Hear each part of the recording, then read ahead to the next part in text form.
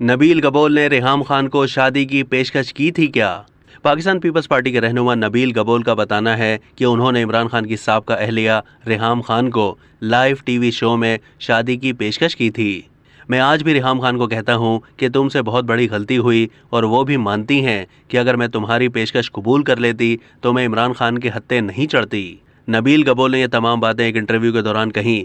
इसी बात को आगे बढ़ाते हुए उन्होंने कहा कि सभी लड़कियां अमीर और मशहूर मर्दों से शादी करना चाहती हैं, खाली जेब वाले मर्द को जहर खाकर मर जाना चाहिए।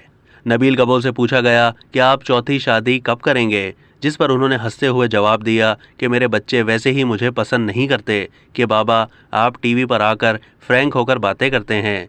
नबील गबोल ने गालिबन लड़कियों के हवाले से बात करते हुए कहा कि मैं अपने बच्चों से कहता हूं कि मुझे जो पसंद आती है वो मेरी हो जाती है और मैं वो उठा लेता हूं। रहनुमा पीपल्स पार्टी ने एमक्यूएम में शमूलियत को गलती करार देते हुए कहा कि उन्होंने अल्ताफ हुसैन की वजह से एमक्यूएम को छोड़ा था। नबील गबोल कहते हैं कि अल्ताफ हुसैन रात को फ़ोन करके नींद से उठा देता था।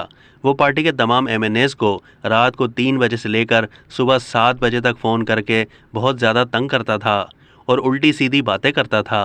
अब तक के लिए इतना ही। मज़ीद मालूमात के लिए डेली जंग के यूट्यूब चैनल को सब्सक्राइब कीजिए।